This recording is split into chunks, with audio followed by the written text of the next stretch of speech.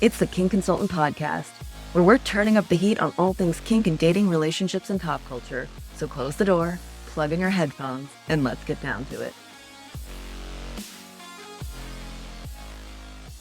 Hey everybody, and welcome to this week's episode of the Kink Consultant. I'm Amanda Dames, your host, and today I'm super excited to introduce Brad Jones, the founder of my favorite dating app at the moment, Meet Kinksters. Brad, welcome. Thanks, Amanda. I'm happy to be here. So excited to have you. So Brad and I met earlier this year. Was it late last year? I think we met earlier this year. We had an opportunity to actually meet in person, which was a lot of fun. Yeah, And we were swimming in very similar circles, trying to help people live their best lives. And I think absolutely. that's important in my motivation with Meet Kinksters, really, at the end of the day. Yeah. So we were actually introduced through someone that neither of us have ever met in person. The funny Dom connected us, I think. He contacted me and told me about the app. And I was like, I really need to meet this guy. This is the first app I've heard of its kind, where it is strictly focused on kinksters. And it's actually got mass appeal, as in there are a lot of people on it already. So, Brad, can you tell me, how did you get started with the app? Yeah, so there's lots of businesses you could start, and starting a dating app is not the easiest one. I will tell you that. But it is a passion of love for me because I'm very, very passionate about the topic of helping people form relationships that are both romantically and sexually compatible.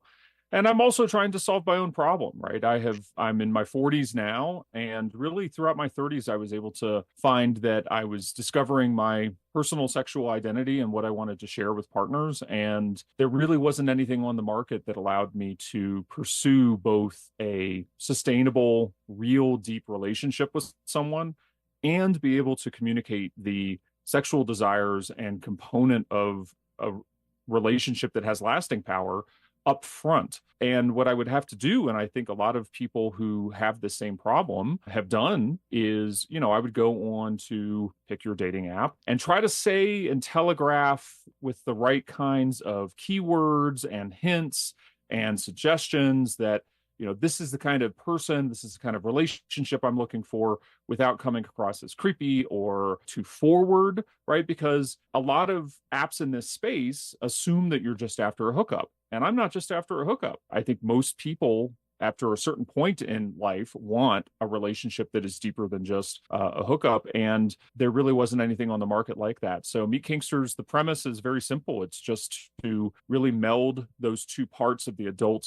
dating experience, sexual compatibility and romantic compatibility, provide that introduction, and the rest, of course, is up to you. Well, thank you for all of that. And I agree. I feel like what you really did was you took it to heart when they say if you want something done right, do it yourself. And then you went off and built an entire app. So, did it work for you? Well, it's funny. I am in a relationship, but I was building Meet Kinksters at the time, so we didn't meet on the app. But I really am passionate about empowering people to live their best lives. I think our life is too short to be in a relationship that isn't set up for success. There are so many things that are either out of your control or that you really can't control for up front, right?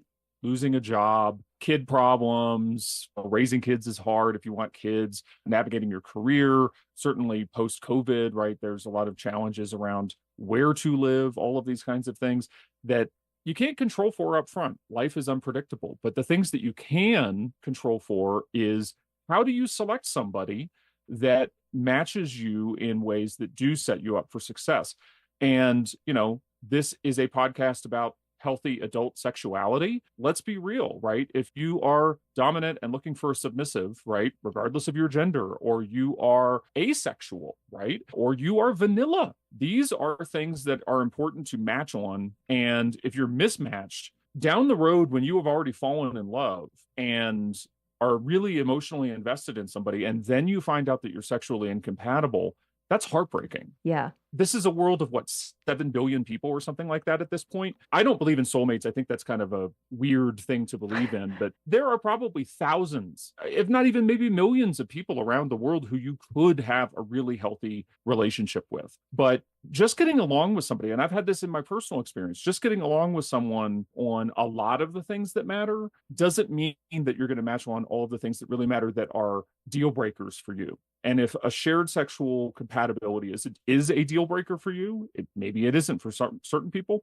That is one of the most important things that we can address early on. And you can't do that with most of the mainstream dating apps that are available on the market. And so that's why I really went out on a limb. I mean, you have to be insane to want to create a dating app. It is not an easy business to build. We can talk more about that. But now that I have jumped into this space, I'm in it 100%. And I think that there's a lot of promise in this market because people are desperately looking for real deep connection. Absolutely. And it's so true. I think that no matter what app you're using, it's impossible to even address at all, like any, if definitely not all, deal breakers, right? Because if you're using one of the ones that aren't specialized, you still have a bunch of deal breakers you can't talk about. This knocks a really big one out of the way. Like the only thing you know on any of the other apps is someone wants to date or they're looking for some type of connection.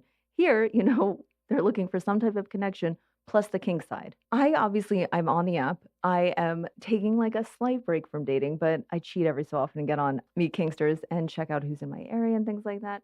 How did you figure out how to set it up, right? Was it trial and error? Because one of my favorite parts about it is I can literally choose all of my kinks, and there is an extensive list there that I've never seen. I don't think I've seen a list like that outside of FetLife, which isn't even a dating app. How did you come up with this and like build in the logic for it all? Well, look, I'm not going to bore you with all the technical detail, right? But I am a technical founder, so I have the advantage of being able to build the product that I want to build. I appreciate the kind words that you have for the app. And yes, the killer feature of Meet Kinksters is not crazy AI or video dating or anything like that, that a lot of people sort of think is the special sauce that you're going to sprinkle on a dating app and it's going to be revolutionary.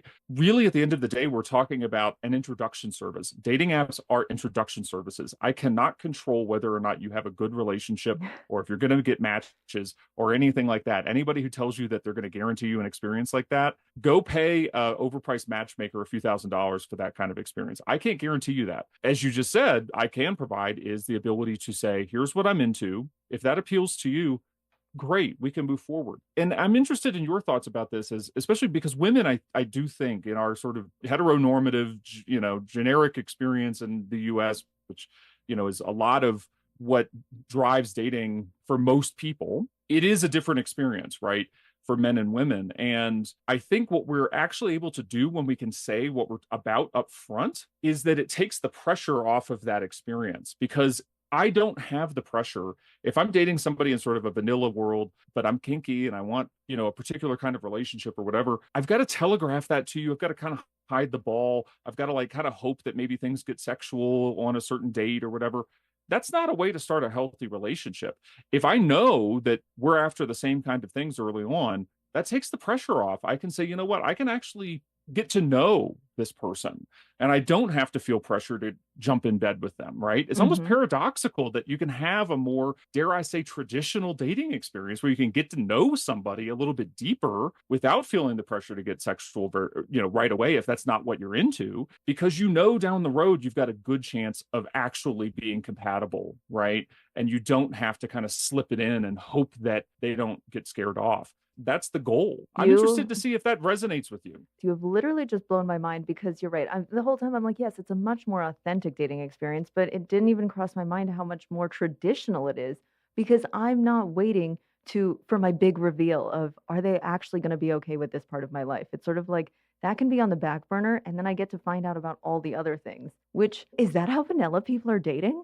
Are they all just waiting for that? I Yeah, guess they and are. yeah, and to be clear, right? I mentioned sort of that the experience is different for men and women because building a dating app, you do have to confront realities of the society that we live in, right? Meet Kinksters is welcoming of all sorts of expressions of sexuality. You talk about how we built it. I've relied upon some research that has been done about even labels for gender and sexual orientation that are, backed by some research about how people can express their sexual identity, and we welcome that. You can find ways to describe yourself, or maybe even just describe yourself by saying, look at my profile, and I Mm-hmm. don't even want to apply a label. That being said, online dating is on the business side, unfortunately, the big players are all about extracting membership fees out of men to meet women. And while that is sort of just a truism about the market dynamics, I don't think it has to drive bad behavior or make us be less human in our experience.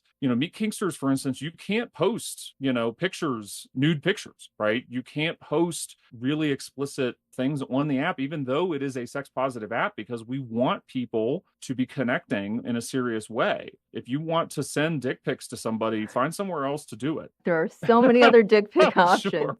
And I love that that is the case because as a woman dating, I don't need to see your dick on your profile photo. And that's something that sets Meet Kinksters apart as well. It does feel, I hate to use this word again, but traditional, as in it's more like an actual dating app as opposed to here's a penis and here are all my kinks. There's so much more. Yeah, which I think explains why. I mean, if you want to sort of look at what are the options for, because I mean, let's be clear, I appreciate in metro areas in America especially, but internationally, I mean, we really have no limits as to where you can join, but we have a better presence in the US.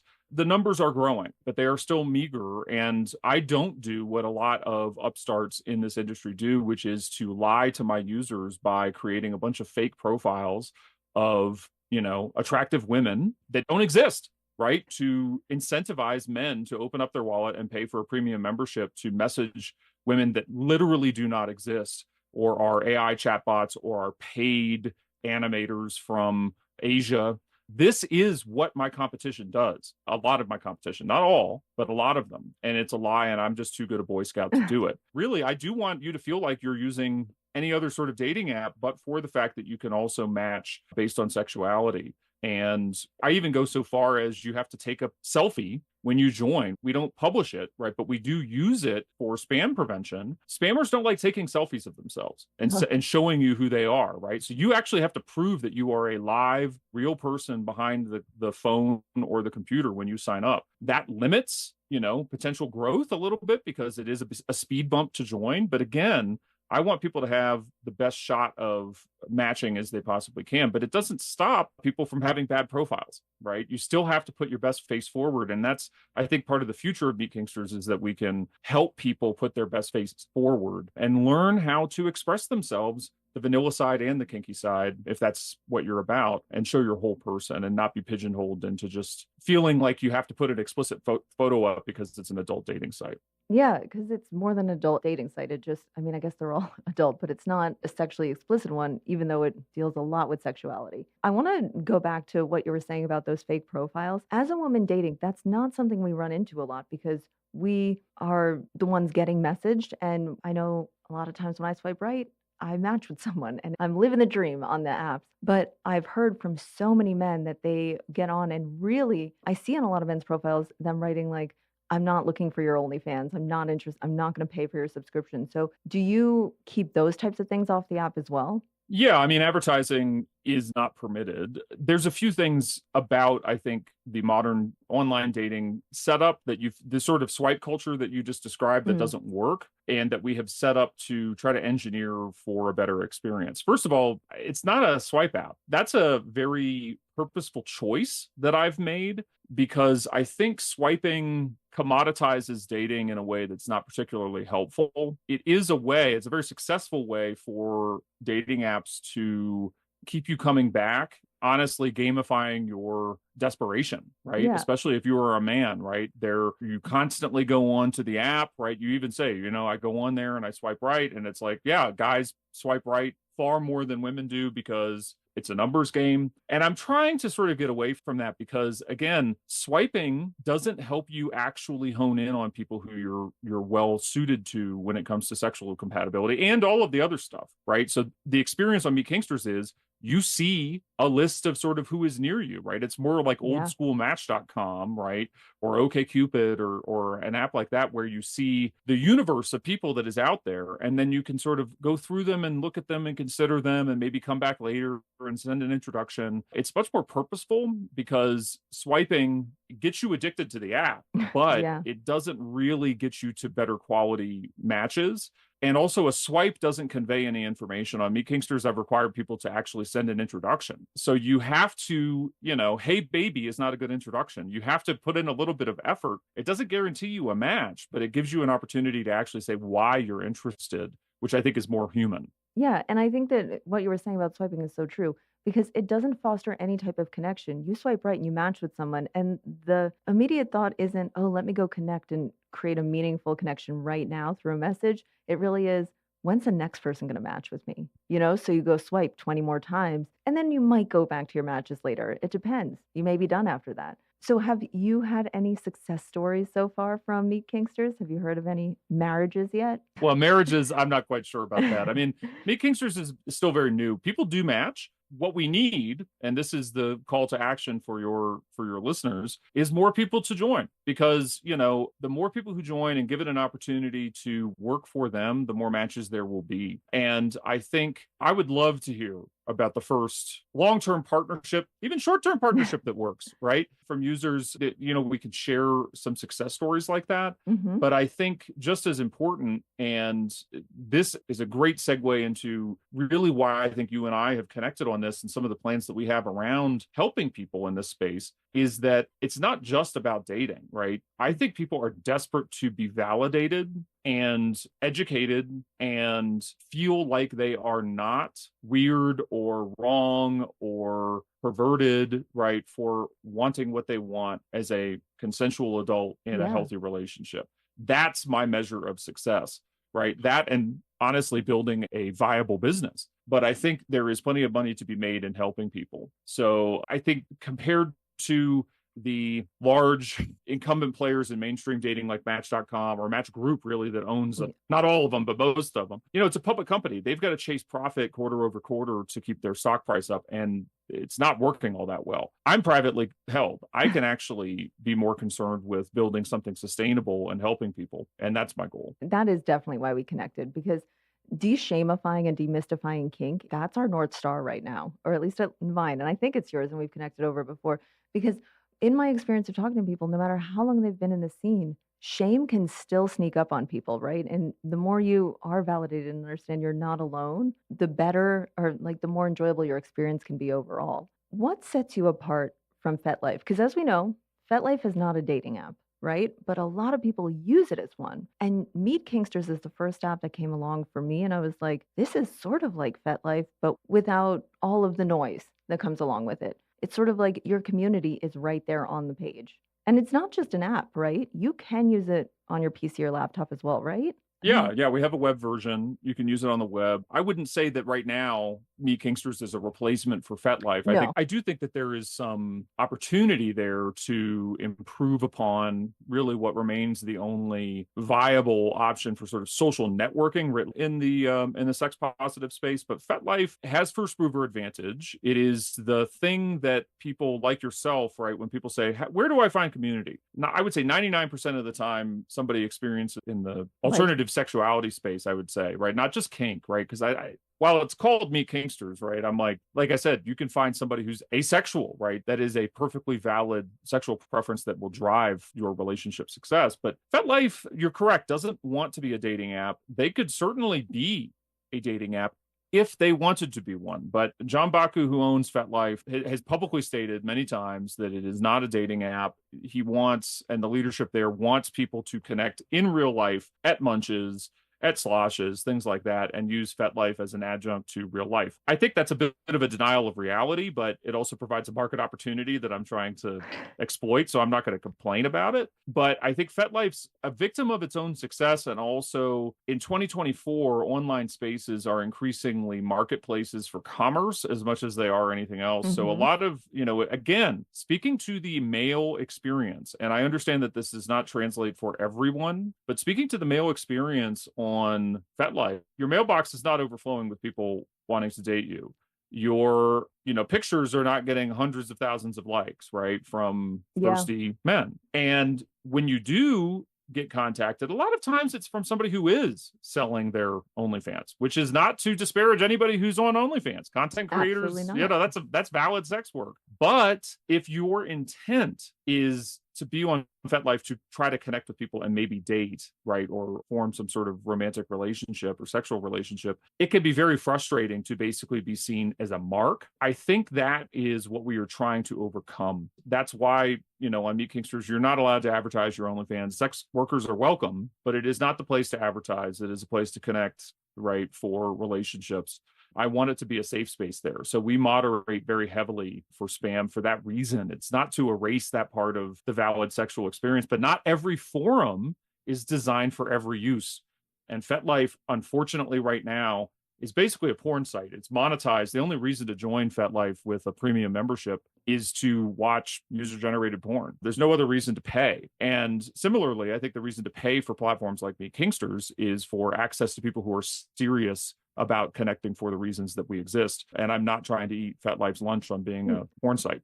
I'm just not, right? They can be good at what they're doing, and I'll be good at what I'm doing. And that's the thing. I think they are really good at, they're so good at doing what they're doing that people are trying to use it to date or meet other people just by going to profiles and direct messaging them. And it's kind of not for that. Also, a lot of people don't even have their messages set to accept things from people who they're not connected with already because of all of these like spam type messages or unwanted messages that come through on both sides, it sounds like. So that's why I love Meet Kinksters, because I feel like it is what so many people wanted FetLife to be in terms of the dating side. That was my point. Would you agree with that? I would agree with that. I think specialization is a valid way to build a business, and I am trying to specialize in a part of the market that is underserved. The male experience in sex positive circles, if you are straight, can be frustrating because for whatever reason, societally, right, men are sort of still seen as the pursuers. I'm hoping that things will change in that regard. We need to have spaces where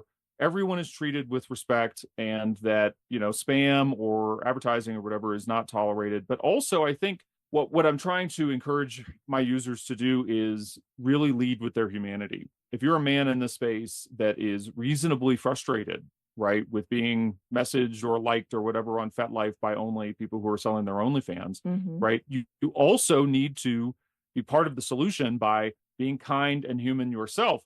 When you go onto a platform like Meet Kinksters, and you could probably speak to this as a woman who is on this site and sites like it, right, trying to find a good match. If a man reaches out with a not creepy message that actually shows some interest in you and wants and leads with a genuine desire to connect all of the things that matter, romantic and sexual, there's a pretty good chance you're going to get a response. But you have to set yourself up for success with a good profile, good photos, and show that you're serious and not just thirsty. And this is something that I really want to help men with by way of creating a space that rewards that kind of behavior. Rewards it how? Like just gears it towards it? Or are there ways that, how some of the other apps do something where if you respond regularly or something, you become like a super user type of thing? Is that something that Meet Kinksters would be open to encourage that sort of human connection? It's under active development, right? By rewards, I think I mean in the near term, this is a space where because we heavily moderate, right, user, I get a report about a user that's acting poorly, they're gone, right? A lot of the larger platforms tolerate poor behavior from people simply because they're willing to either pay for a premium membership or they want to keep their user numbers high or whatever. But again, because my incentives are different, because it's privately held, because it's small, because we actually want to do something different, I can't promise women on our platform, for instance, that you're not going to get messages from people that you're not interested in.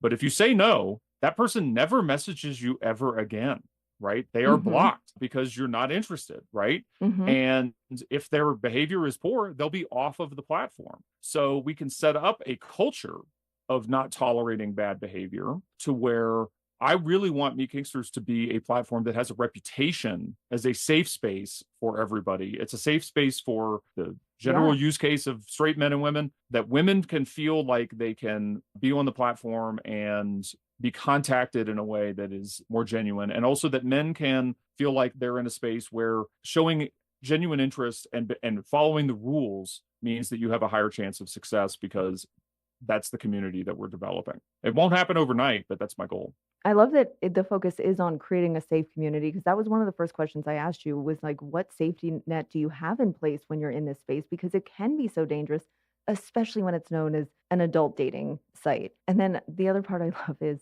my biggest ick. The thing that turns me off the most is when I feel like I'm being treated like a kink dispenser. And what you've described as like being able to boot people off and encouraging people to make that real connection is weeding out people looking for a kink dispenser. And I think that's where the human element is lost, especially when it comes to kink, because people aren't used to having it all in one place and they kind of forget how to act when they do have it all in one place. So, do you have certain people? I know I have a lot of people reach out to me and they're like, I can't find X, I can't find Y. Do you have people reach out to you and say, like, do you have these people on the app? Like, I think we talked about it a little bit earlier, but the femdom space, it seems to be a little bit of a desert. And I know that people reach out to me about that all the time. Do you have the same experience with people reaching out Hmm. to you? Yeah, I mean, and when you talk about safety too, right? I mean, there is a component of safety of like some people aren't comfortable sharing their entire, like their face, for instance, right? So it is a premium feature, but we allow people to blur their pictures before they match, right? So you can have your profile, you have photos on record essentially, but they're blurred out, and you only allow other people to see your photos with your actual, identity after you decide that you want to match with them. So that's an example too of some safety there. But yeah, people reaching out, I would say a lot of our early members are in a few different buckets. We have a lot of submissive men, to your point about femdom. It is not surprising because it runs so counter to the gender stereotypes of especially Western society, Hmm. but a lot internationally as well, of men being dominant by default. And I think we shouldn't deny reality. I think a lot of men do identify as D types and women as S types, but it's not universal. And I don't even know if it's a majority, right? It may be a plurality. But if you are a man in Western society and you prefer to be in a female-led relationship or be with somebody who is at least, dominant in the bedroom, a woman who is dominant in the bedroom, that's not seen as the norm. And it's a great example of why we do need spaces like Meet Kinksters, because if you get along with somebody in all of the ways, they'd be a great mother and, partner and manages their money and are successful in business and all of that. If you're talking to a man who's submissive, that's all great, but it's not sufficient to have a sexually fulfilling relationship. I can't snap my fingers and find a match for every single person that comes onto my site. What I can provide you is a level playing field where you can put your best foot forward and meet somebody who is looking for the same thing. And if I have a suggestion for men who are looking for a dominant female, it is think of yourself, right, as the catch, right? You have to be desirable to the dominant, right? Don't just put a bunch of bathroom selfie photos on my app, right? And just say, I want a femdom. Actually work on yourself and put your best foot forward and have a profile that will attract the level of dominant partner that you want.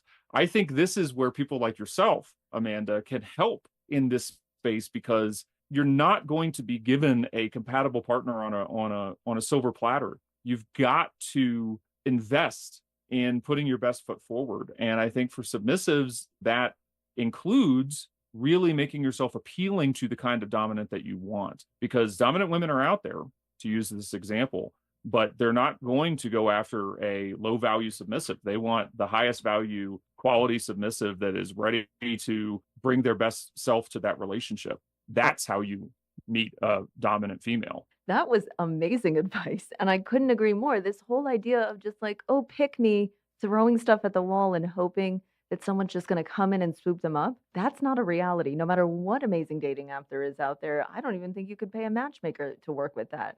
So it really is about putting, like, as you say, everyone needs to be putting their best foot forward, and I think that's solid advice. I think in our future on Meet Kinksters, as we get more and more users and have the ability to really get some of that data that will help support these kinds of things, is to reward good profiles with premium placement in the app. There is nothing keeping us from promoting profiles that are just subjectively better than low effort profiles and rewarding that kind of behavior. And I think that certainly could be in our future, because I can't control end user behavior, but I can incentivize certain kind of behavior. I can certainly think of a universe in which we have better profiles filter to the top, which is different, for instance, than an algorithm a lot of my competition, right? The thing about swiping is that I can hide people at the bottom of the stack if Hmm. I run a swipe app. This is the dark underbelly of the dating industry, right? There's a lot of dark underbelly. We've talked a little bit about it, right? But one of them is hiding the good matches behind a paywall or at the bottom of the swipe stack. People do complain on higher volume mainstream dating apps that it's like, yeah, I always sort of seem to get matches that aren't all that pertinent. But then, as soon as I go premium, yeah, all of the hotter people are there, and that's purposeful. I don't do that to my users, right? You can see with a free account, anybody who's within 100 miles of you, right, when you sign up on Meet Kinksters, you are limited to the number of introductions you can send. That's the main monetization, right? So if you really want to send messages to a lot of people, and let's be honest, you're going to have to send some messages to a lot of Hmm. people. You're not going to find a match sending one message a week or just sitting there waiting for Mr. or Mrs. Right to come along. That you have to pay for. But it is Yeah. fully functional, right? And you can see everybody. You can get to the bottom of the stack immediately. And I think that's important for me because I'm not hiding the ball. You have to help do the hard work of showing off your best self and sending a good message to somebody. You really get one shot at sending a good message to somebody to make them go, you know what, I want to learn more. And I'm going to click accept. So you're really in this with the person, both people in the party actually trying to make it happen. And you're right.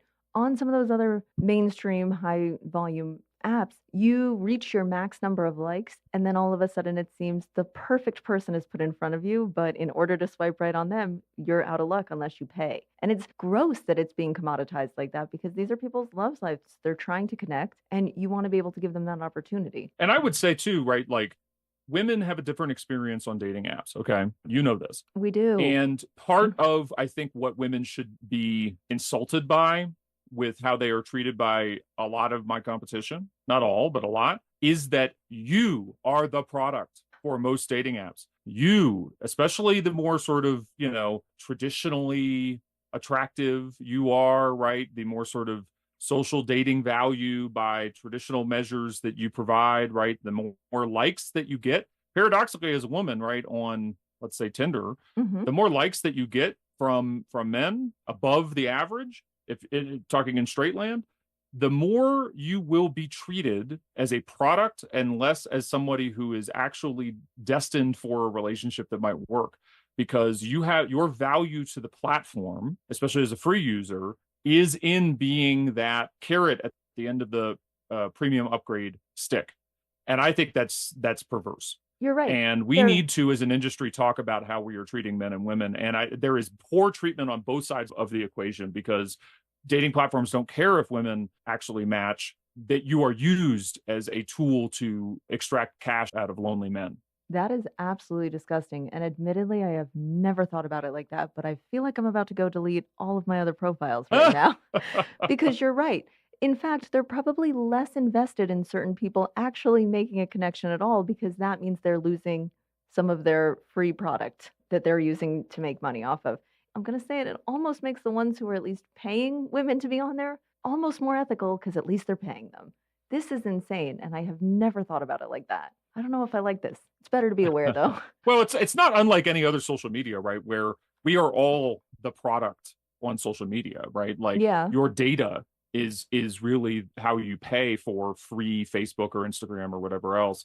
That's part of how this industry works, but we in dating especially, I think, have a moral obligation to treat people with a little bit more respect and help them solve their problem, which is meeting compatible people. And especially in the sex positive space, I don't necessarily have the problem, which is endemic to a lot of mainstream dating, which is that a customer helped is a customer lost, which Mhm. is the case in traditional sort of monogamous dating. But the reason why that doesn't translate for adult dating or sex positive dating is because a lot of, not all, but a lot of my potential users are non-monogamous. Mhm. So meeting one person you are compatible with doesn't necessarily mean that you aren't done looking for other compatible people, Yeah. right? And also, sexually positive people want community.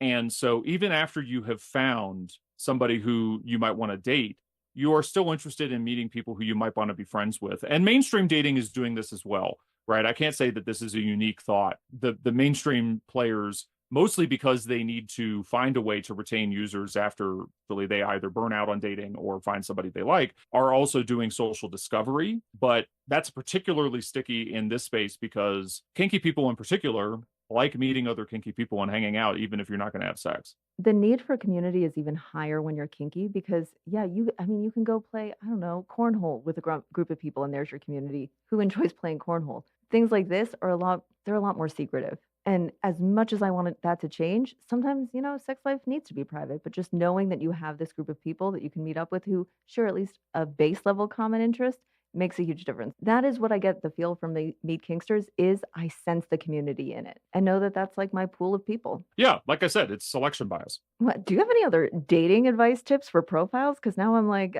Brad really knows what he's talking about. What other hard truths do you want to lay down right now? I am trying to be the guy in the dating industry who will talk about the things that a lot of people in the dating industry will not talk about. And if you like these truth bombs, I appreciate that because I think there's a lot of people who don't appreciate the truth bombs because I am sort of, showing you the dark underbelly. Dating advice for men in particular is that you have to put in more effort. It feels unfair, but you are just going to have to put in more effort. I am here to tell you that, the numbers on Meet Kinksters are about similar to other adult focused dating apps. Roughly 90% of my users are men. Okay. This is the truth bomb. Yeah. 90% of users are compete if you are straight. Okay. So not all of those men are straight, but most of them are because most people are straight, right? That's not a surprise, or at least are interested in dating people of the opposite sex. Okay. It's a two-sided marketplace where 90 something percent of users are competing for the attention of 10% ish of users. This is just the truth. I would love that number to improve. I would love for every female listener on this podcast right now to sign up because you have heard me tell you that I think it is a healthier place, hopefully, than elsewhere. This is just the truth. So if you are in that 90%, you absolutely have to do something to stand out. Otherwise, you're just lost in the crowd. And I can tell you, it's not hard to stand out because most men don't know how to write a dating profile, especially on a sex positive platform. So if you can just put the sex aside for a minute, write a dating profile that shows who you are, the best vanilla version of yourself, right? Then sprinkle in the sex positivity and you will have some success. Not 100% success, I can't guarantee it, but you will stand out against all of those other guys who think that a shirtless selfie in a bathroom mirror will appeal to the smaller universe of people that you're all going after. And this is the truth, right? The only other person really in the dating industry that's talking about this is the CEO of Grindr, right? He's public saying that mainstream dating treats men like shit. And what he means by that is that they are commoditized in sort of the, broken incentive way that we have talked about, and that we are not helping men realize that they're getting in their own way. And as a man, I can say this, right? Men on these platforms are getting in their own way, and you have to put yourself in the mind of, just like we were talking about doms and submissives, you have to put yourself in the mind, regardless of the power dynamic at play, of the person that you want to appeal to, right? Yeah. Show up online like you want to show up on a first date, right? Yeah. Putting your best face forward. That is solid advice. And that was the truth I was looking for because I do think so many people think, oh, this is easy. Like, admittedly, I set up my profile, I think, from bed when I was doing it, And I remember having to like turn on a light for the selfie portion of it to validate myself. But I think it makes it a little bit lazier and sometimes how we set up profiles because we're not in the headspace of, I'm trying to attract someone right now. What's the best way to do that? I'm really glad I needed you to say it, Brad, because you have a cutthroat way of getting through to people. I think it's important to be realistic as well about like, your point is solid. You really get back what you put out there. So if you just are putting out the bare minimum, what you're going to see is the bare minimum back. That's true. And also, I mean, you are the kink consultant, right? So I'm sure you have talked many times over your career to people about if you live in I live in a very small town right now, right? So there's no munches or sloshes or anything around, right? But when I'm in larger cities, I like to go to get-togethers. Mm-hmm. If you show up at a munch or a slosh and you stay to yourself and you wear a stained t-shirt and look all schlubby and not approachable, guess what? You're not going to be approached because nobody wants to talk to a sad sack. Right? You have to put out the energy that you want to receive. And I can say it is hard to do sometimes. It is hard to do. dating is hard, but if you want a relationship, if you want to find community, you have to, there's a component of even faking it till you make it, right? That's not to say that you should be ingenuine. You know, if you want to be confident, you have to get a little bit out of your comfort You have zone to put in the and put effort yourself out there. because a relationship itself is effort. So you need to put the effort in before you even start the relationship by dressing the part or showing up and having put thought into it. It's a thoughtfulness around it that I think makes the Mm-hmm. difference. Another trend in the business of dating is matchmaking, right? Hmm. So the sure sign of a failing dating product is that you pivot to in-person events. And that's not to say that there isn't money in in-person events or matchmaking, but it shows that you are giving up on trying to actually connect people online. I know that you are right grasping at the thing that you can try to control, right? If you run an event, put a bunch of money into getting people out at the promise of free food and speed dating, right? You could make it look like your platform is successful, but you're not succeeding at connecting people online. That's the hard thing to do. I bring up matchmaking because matchmaking is an expensive product, right? Yeah. But I will tell you that a lot of matchmakers aren't making money by actually matchmaking their clients. They are showing value to their clients by giving you some of the advice I'm giving you for free right now, right? Think about how you are presenting yourself, right? Visualize the match that you want, right? Don't go on dates with people you know are not compatible with you. Don't ignore red flags. Go get a haircut. Think about the clothes that you're wearing, right? Simple things that you can do for a lot less money than paying a matchmaker, because a matchmaker, especially the higher end ones, aren't going to even do business with people who are not willing to put the work into themselves before they try to match you with their other clients, because then they won't have any more clients. I am blown away by the level of transparency and forcefulness of this truly solid advice. If you are listening right now and you are in the dating field and or in the dating pool and you are experiencing any of these things, I think this is extremely solid advice. It is things that I've never said it as bluntly, but you're 100% right. Stop showing up like a sad sack. Okay, so Amanda, I mean, I've done a lot of talking. I appreciate you saying that my advice is good, but I mean, one, am I wrong about any of this? No, And that's two, the I'm thing. not a woman, right? Okay. Like what would you add to this Okay. I'm going to that tell that I you. haven't said? Here's why I'm asking you about it. One of the things that I find just being in a public space, I'm posting on Instagram and TikTok, people do not want to listen to a woman telling a man how to be. And that's just a truth. And I experience it with some of my clients too. They want to hear a man say it, right? And I think I'm already thinking of the clips I'm going to cut this into to put out there because hearing it from a man, for better or worse, or maybe it's just how we're biologically wired, it resonates more and it hits the point home so much faster. So that's why I've been asking. As a woman trying to give this advice, it doesn't land the same.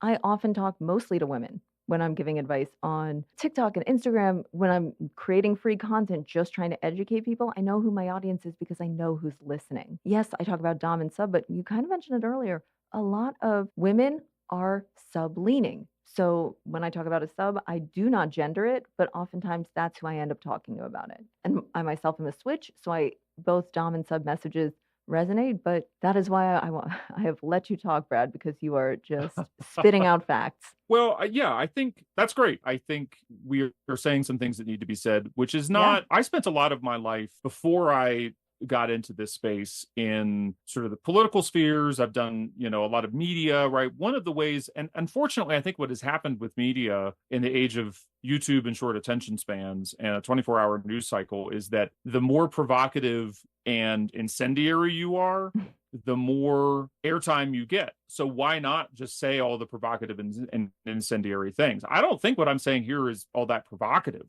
really. It might be a little bit uncouth in some circles because it's nicer to sort of go along and get along. But I'm here to disrupt an industry. I am here because I am angry about the lack of legitimate options in this industry and the way that both men and women, for the reasons that we have talked about, have been treated poorly by the dating industry. But also, I think we have to treat each other better. I think that men and women in the online sphere Yeah. are really talking past each other. I think that a lot of men that are otherwise good guys have fallen into a bit of a trap of sort of the manosphere. I don't know if you see any of this, but there is a Oh. real trend, right, of online influencers who want to tell men that they just need to be more alpha, the power alpha, right? Or the Yes. the the high value man and all of this kind of thing. And at the surface, if you're sort of an alpha dominant type. What's wrong with being alpha? What's wrong with being a high value man? But what they mean by that, right, when you start listening to what they say, is that you need to be an asshole, or you need to treat dating and women like a transactional game where nobody has the other person's best interests at heart, right? That dating is simply a game to be played to find the hottest or highest value woman or whatever, however you define that. And it turns men in particular, I think, into a headspace that is not healthy for themselves or for their potential partners. But what it does is channel anger. And I think, especially in the post-pandemic world where we are lonelier than ever, Yeah. loneliness is an epidemic, right? Yeah. The Surgeon General of the United States says that loneliness is an epidemic, and I believe them. I think what has happened online is that we have taken that legitimate complaint of being lonely and we have channeled the anger and frustration that can come from that. And I understand that men can feel angry and frustrated in dating for all the reasons we've discussed. Then it is a numbers game for men that it is just not for women if you are straight. But you cannot let that anger take you Hmm. over and change your personality, because you will become the kind of man that you don't want to be. And if you listen to the manosphere, you will become a rotten, miserable man that the kind of woman that you want to be with will run from. You And know it's what? Yeah. sad. Yeah, it is sad. I feel like you nailed that so hard. And it is something I'm seeing. I think the New York Times recently wrote about sort of how men are turning back to the church more, and there's nothing wrong with that. But a lot of the comments under when they posted that were basically women explaining how difficult it is talking to men today because they have fallen under that manosphere. And you're describing red pilled men in like, and it is, I think that's a pandemic that we're going through, especially dating out there. And that anger is palpable. I'm feeling it from more and more men, even on dating apps myself. So I appreciate you addressing it so eloquently. And I want to say the red Yeah. pill man, right? Yes. Again, all of these things come from a place where it's like you understand why people do and say the things that they Yeah. do. The red Yeah. pill is from the Matrix, right? It's like when you talk about the red pill in the Matrix, it's like, yeah, I do want to see the world for the way it is, right? Yeah. But that has been co-opted by toxic people online who want to say to men who have a legitimate complaint about, it's hard to connect with women that I want to connect with. That's a legitimate complaint, right? That's something that we should work on and want, right? But they say, well, if you take the red pill, what you find out is that they're all just rotten and you have to treat it like a game. What I'm noticing is a lack of accountability in any of it. It's like, oh, I'm not meeting people. And you're giving the real advice. It's like, well, then change your profile, switch something up. Don't just lean into this, like, oh, it's so hard. It is difficult. And that's why you got to put your best foot forward.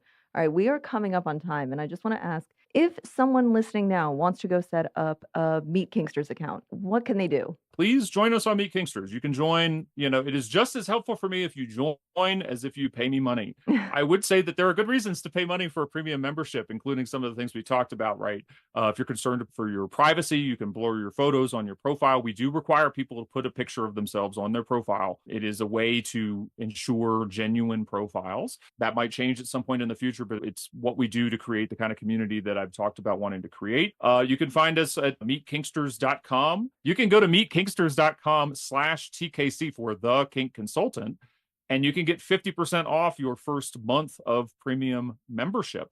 And that entitles you to search in other places than where you live. It entitles you to be shown at the top of search results and be featured. It entitles you to have me. I'll send you stickers. You can get Meet Kinksters stickers, I right? have. There's all sorts of fun benefits of being a premium member. I will also say that if you like the truth bombs I've dropped today, and you believe in what I'm trying to accomplish with Meet Kinksters, you can go to meetkinksters.com, go to the bottom of the page, and there's a link to our fundraising campaign. We are trying to fundraise to bring this product to the people that need it. It is not cheap to start a dating app, and No. we're about halfway to a crowdfunding minimum size round. We would appreciate people with the means to invest. You can own part of the business. This is not a donation. My contact information is there. It's really not hard to get on my calendar if you want to talk about what I'm trying to achieve here. And again, courtesy of the Kink consultant herself, you can go to meetkinksters.com/TKC for half off your first month. And I'll have a link in my bio as well so that it's easier for you to find it as well. Well, Brad, thank you so much for joining today. This has been a refreshing pleasure to chat to you about all things dating, not just in the kink space, but in general. Appreciate you coming on. Thanks, Amanda. I really appreciate you and all that you're doing to, I think, help people have a healthy sex life and self image. It's Yeah, very important. as is your work. And this will not be the last conversation we have. Definitely so much more to come from Meet Kinksters and my working with Meet Kinksters as well. All right, thanks, Brad. If you enjoyed this episode, don't forget to subscribe, leave a review, and share it with anyone who might find it interesting. And if you have any questions or topics you'd like me to cover in future episodes, feel free to reach out. Email info@thekinkconsultant.com. Until next time, keep on kinking on.